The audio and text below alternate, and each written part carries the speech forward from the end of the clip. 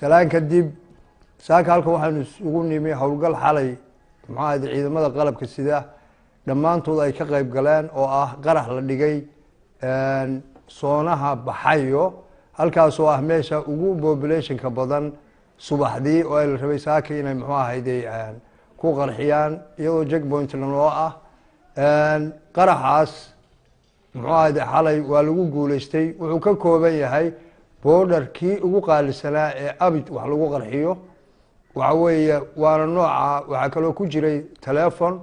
waxay ahayn kan telefonku cariyo oo telefonka laga soo waco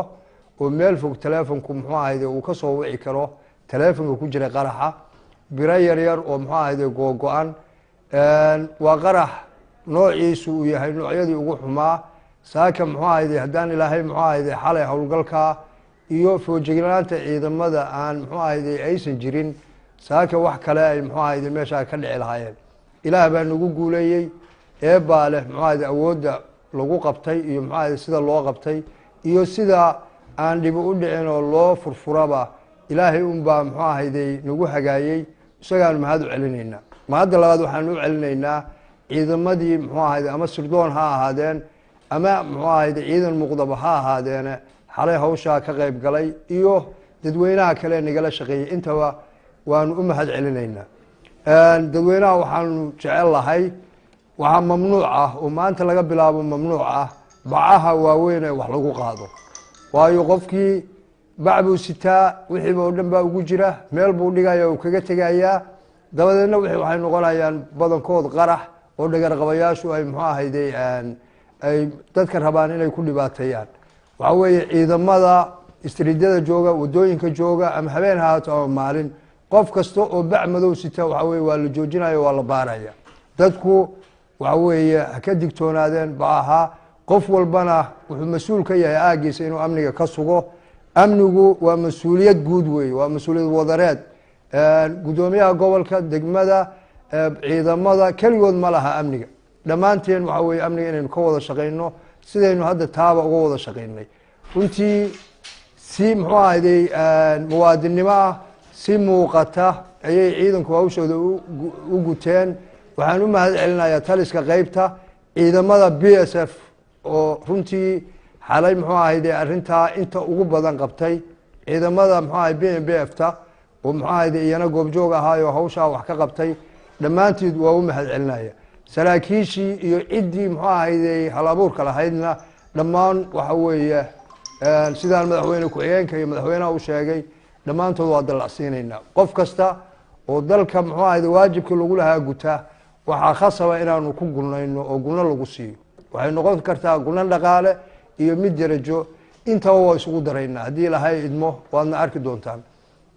dadweynaha waxaanu jecel lahay in amniga nala kala shaqeeyo oo amniga muxuu ahayday si xoogan looga shaqeeyo sidaynu haddaba aynu uga wada shaqeynayno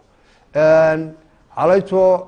runtii waxaan oran karaa waa tahluuko kale bay damacsanaayeen ilaahayse muxuu ahayday ma ogolaan waxa weeye qaraxina waa aragteen iyo wuxuu ka kooban yahay borderkii inta ay culayskiisu yahay ciidamo geesiyiina baa muxuu ahayday operationka fuliyey isagoo aan waxba ayn ka dhicin waxba uusan cid yeelin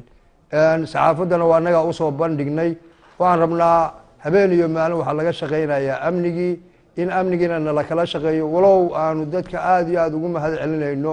oo aanu xoogna helno muxuu ahayday aynana hagaan ciidamadana la shaqeeyaan laakiin waxaan leenahay laba jibaara intaasaanu oran lahaa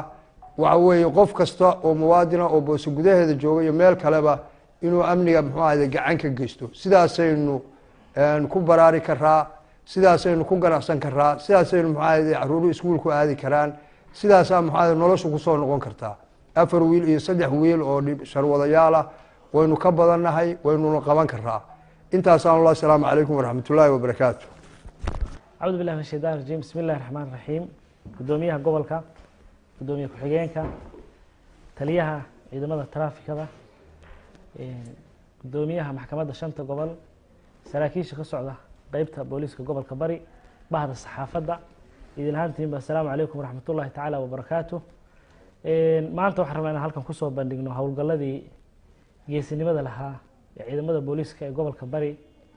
iyo dhammaan laamaha kale oo amniga ka howlgala magaalada Boosaaso ay xalay soo qabteen. waxaan rabaa inaan u bogaadiyo dhammaan ciidamada ka howlgala magaalada Boosaaso sida habsami socodka leh,